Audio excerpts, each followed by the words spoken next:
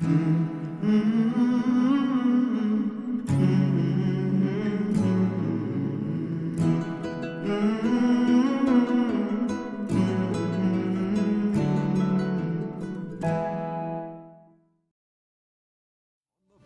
and across the northeast, this is Win News. Tonight, $1 million to solve a 46-year-old Albury murder case. More access for Victorian students to road safety information. And the high price of illegal roadside dumping on regional Victorian roads. Good evening, I'm Geoff Phillips. Also coming up tonight, why playing in the mud could be good for your child's development.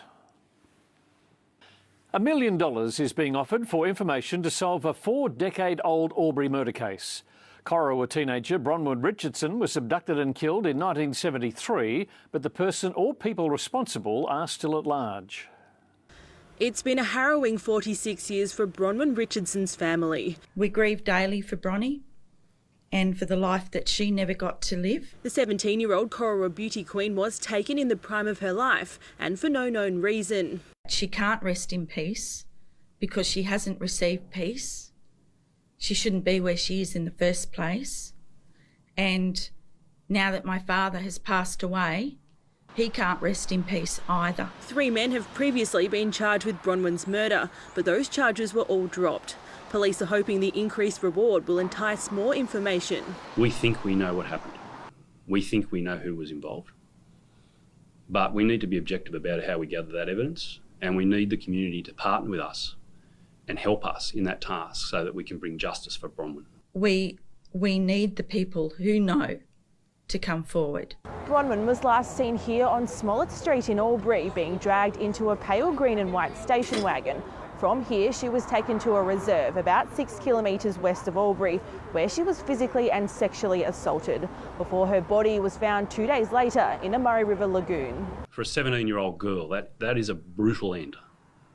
It's disgraceful. As a father of young girls, I find this horrendous. I don't know how I would survive. Anyone with information should call Crime Stoppers. Alice Polner, Win News. Regional students will have greater access to road safety education with a new mobile version of the Road to Zero program. The initiative uses technology to drive home its goals of reducing harm, accidents and death. More than 150 people have died on Victorian roads this year. Young people represent 20% of our fatalities and serious injuries when they're 10% of the drivers. So that's a terrible overrepresentation. But now regional high school students will have greater access to road safety education.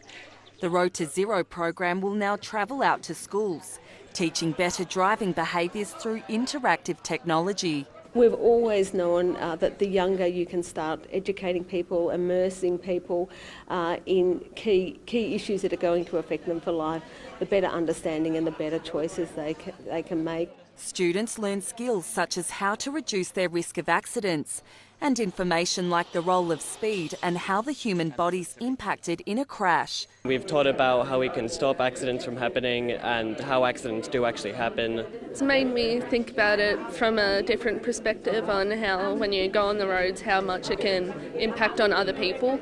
And it's hoped the road toll will stop climbing. We don't believe that the cost of everybody just getting around on the roads is that people must die. And so the target is zero, and that's where we're going. Stephanie Dalla, Win News. Accountants are encouraging us to get our financial records in order as tax time approaches. Plus, the ATO has revealed it's getting an increased number of calls on its tip-off line calling out dodgy financial behaviour. It's nearly New Year's Day for the financial industry, and accountants are encouraging everyone to be as prepared as possible. Tax time comes around pretty quick.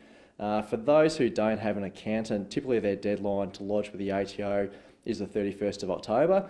To maximise your returns, the advice is simple. You're really trying to be able to claim as much in the way of eligible deductions as possible, keeping track of expenses you think that might relate to your occupation. Then you can allow yourself to go through those in a bit more detail. More than 3 million Australians now use the online lodgement system, which usually gives a 2-week time frame on the returns, while the old-fashioned paper system can have a wait of up to 50 business days. ATO is really moving towards a digital format these days. If you are lodging yourself, you really need to get some assistance there, and it might even be time to engage a professional tax accountant if you are struggling.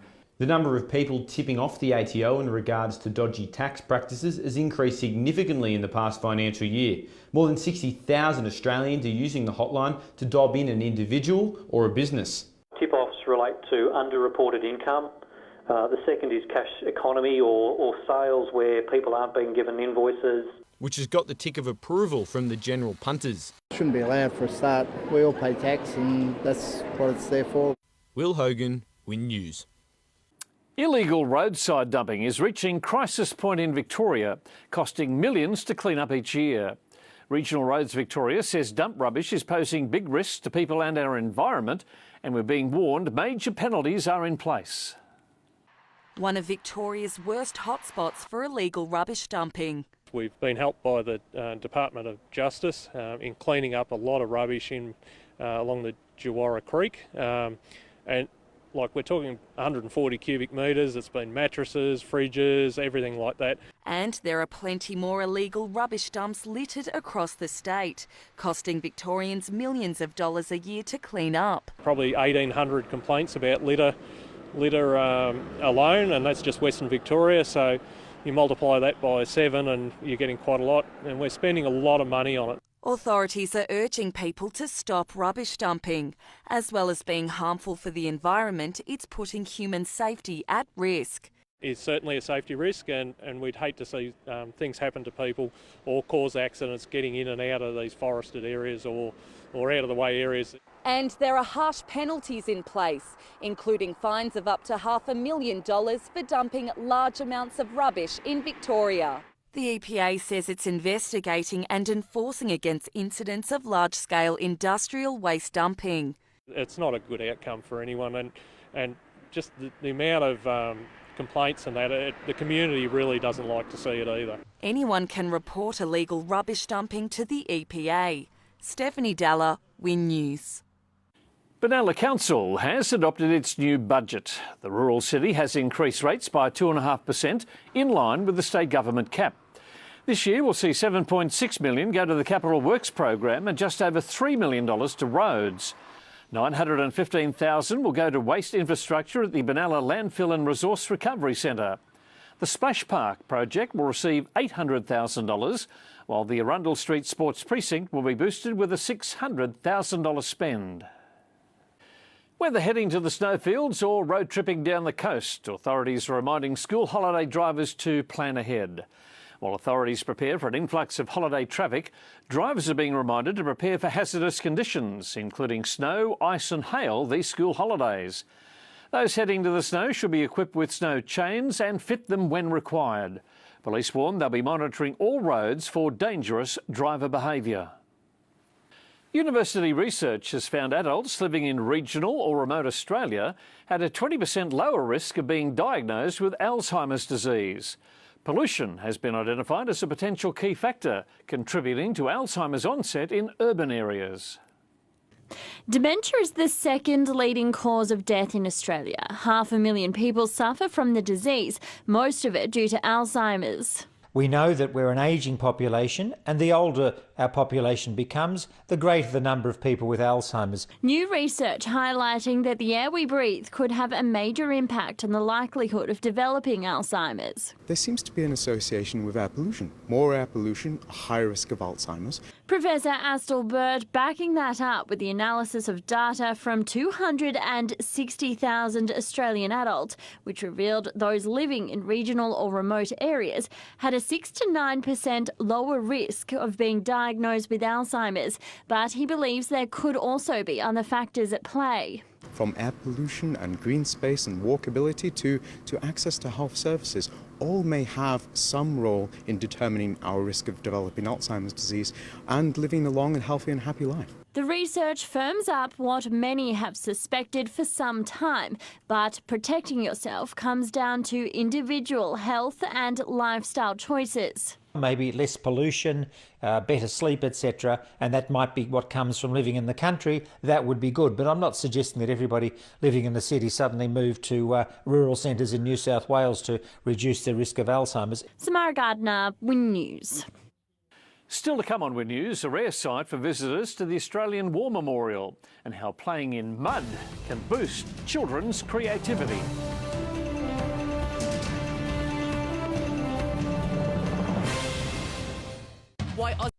A rare exhibition of reverse-painted glass frame photographs is on display at the Australian War Memorial. A team of dedicated conservators has worked to restore the fragile painted frames and photographs to their former glory.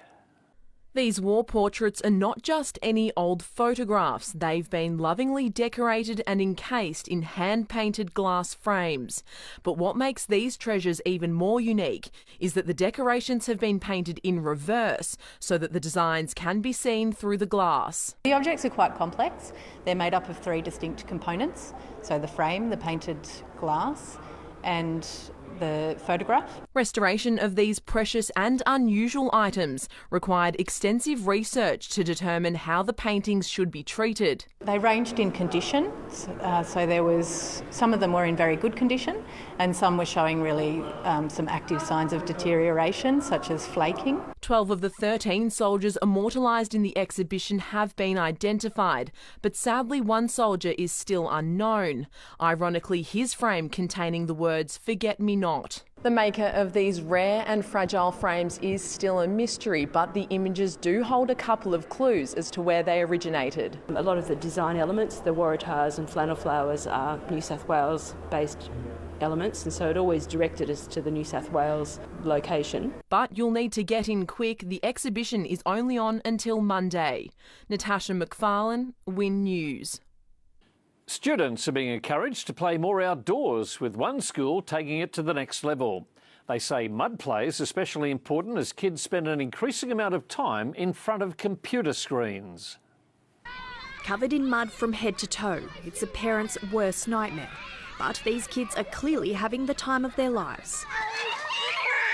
And as kids are spending more time indoors, eyes glued to screens, teachers say muddy play has many benefits to their development. You get stuck in the classroom, it's the last day of term, it's hard enough to concentrate for 10 weeks. While some parents were a bit sceptical, teachers say there's no harm in rolling up your sleeves and getting your hands dirty. It's just reassurance and letting them know that we're going to keep them safe and we've got the change of clothes and we've done everything, all the prep. Research suggests it promotes creativity and self-expression, and it's also helping develop those fine motor skills.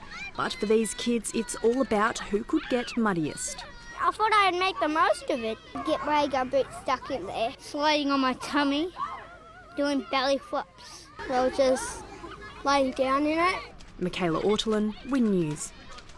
The state government is putting an end to mobile phones in all state schools to combat cyberbullying and boost student communication. George Booth is asking if you're engaged with the idea. The government's decision to ban mobile phones in all state primary and secondary schools has divided public opinion. We're taking to the streets to find out whether you think mobile phones have a place in the classroom. I think it'll give the kids more opportunity. Once they discipline themselves to the point where they're not looking at their phone every 5 minutes, they might learn a bit more. I think that's a very good idea. I think kids these days have got too much technology and they're not concentrating on the old-fashioned sort of learning. If it puts more concentration onto what they're actually supposed to be doing, rather than sneaking away doing the texting or whatever it is to do these days, it's got to help. I'm not for it personally. I think there's lots of reasons why, they should stay like emergency contact, and most kids don't use it for the wrong reason anyway. They're there to learn how to learn things from school, not learn what they're going to use the device for, and it's very distracting. Being a past teacher, I know the impact that can have on kids and their learning. I think it's okay, because what if you need to ring your parents if you have a broken leg or something? While there are a few people who believe mobile phones shouldn't be banned at schools, the majority of people think it'll help student learning. Friday Sport now with Corey. It's a tight race to the finals in the Ovens and Murray footy. It certainly is, Geoff, and would you believe it, 7 teams are on the fringe of the top 8. And how Murray United continues to create strong pathways for future North East soccer stars.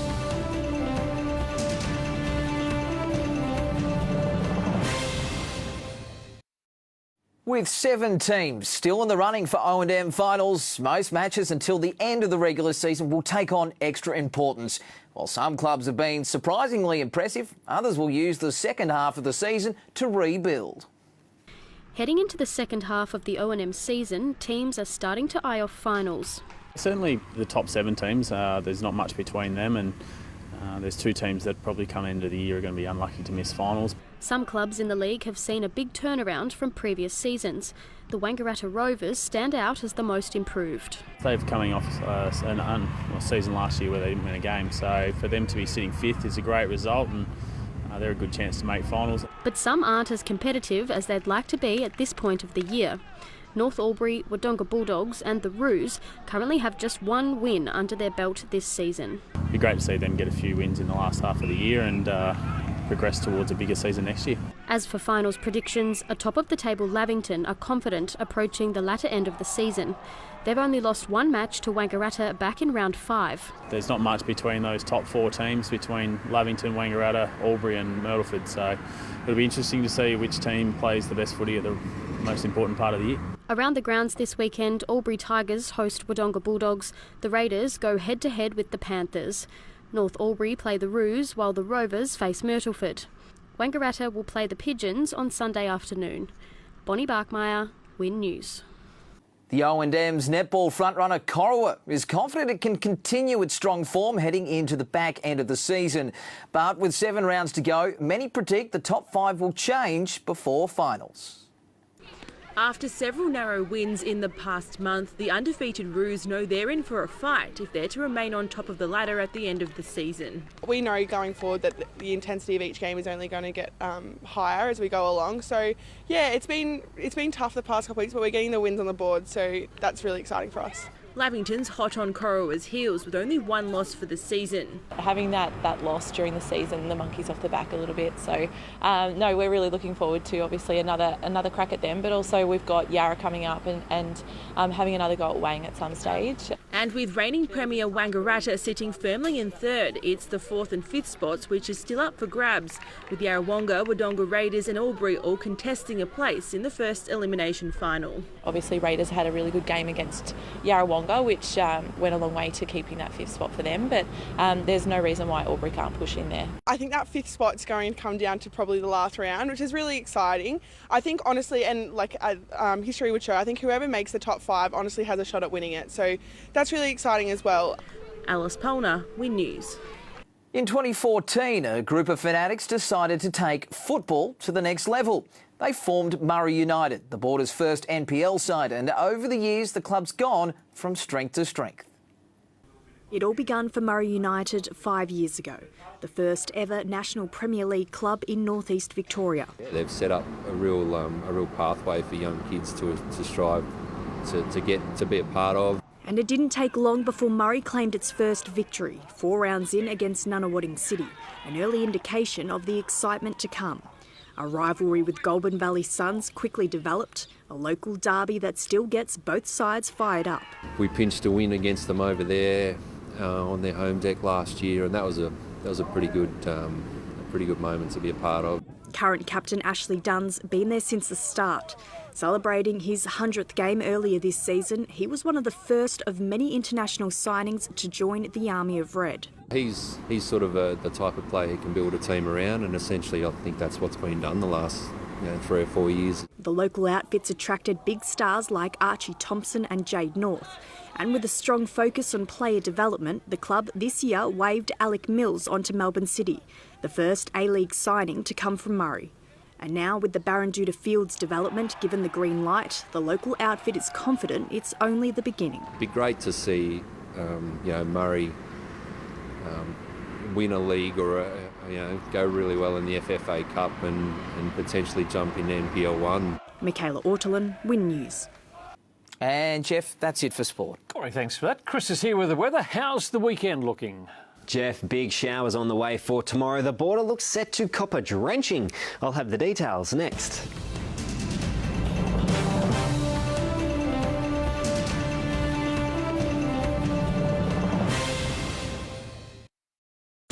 It's the place with Morris Store.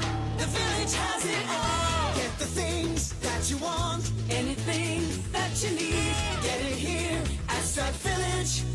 it all together.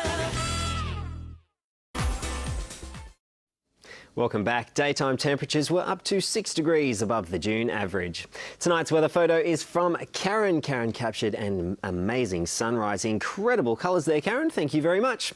Let's check some details now from today. Another freezing start for Albury-Wodonga, but the early sunshine quickly saw the mercury rise to double digits by mid-morning. Yarrawonga shook off the frosty gloom as well, stretching from 4 overnight to a high of 18 by the mid-afternoon. Now, a severe weather warning has been issued for damaging winds in parts of the region. Winds averaging 60 to 100 k's increasing overnight in the west, then gradually extending eastward on Saturday. Peak gusts up to 115 are expected in the elevated areas above 500 metres. On the satellite image for you now, we've got some clear skies over the central and eastern parts of Victoria, but cloud is building in the west with a low pressure trough likely to cause showers later tonight.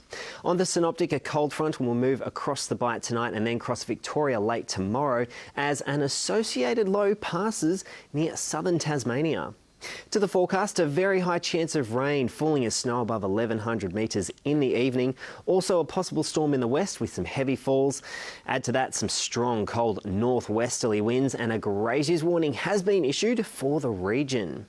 Now for Albury-Wodonga, possible heavy rain ahead. Up to 30 millimetres is forecast, a top of 14 degrees. And some patchy rain expected in Melbourne, 16 degrees and sunshine ahead for Sydney. Let's have a look now at the days ahead. Sunday will see showers falling as snow above 1,000 metres and possible early morning storm. Partly cloudy on Monday, patchy frost in the east and fog in the north. Also a slight chance of showers in the south, falling as snow above 1,200 metres, and Tuesday is looking much the same. As always, I'd like to wish everyone a wonderful weekend, and Geoff, it's back to you at the desk. Chris, thank you. Over the last 27 years, Win News Albury has covered the local stories that matter most to your community. In our last ever bulletin, we take the time to reflect. Win News has told the stories of people on the border for more than 27 years. In that time, our newsroom has had a makeover, and many faces have joined you in your living rooms.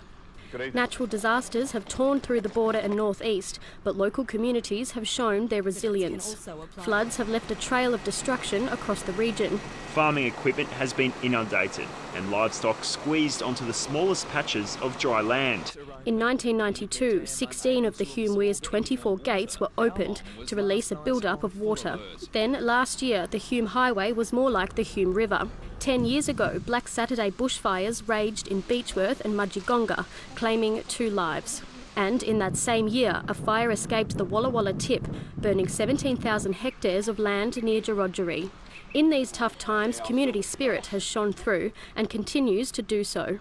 A horrific car accident at Brimmen last year changed the lives of a young Bundalong family. Amanda Kilmister and her son Harrison were killed, while husband Paul was left fighting for life. On Saturday, the Bundalong community came together to support the much-loved family. And when water polo star Nick Dempsey broke his neck, local tradies and construction companies donated time and materials to build a house. It was later auctioned off, with all funds going towards his spinal rehab. The region never shies away from a chance to get together as a community. And we've produced many sporting heroes.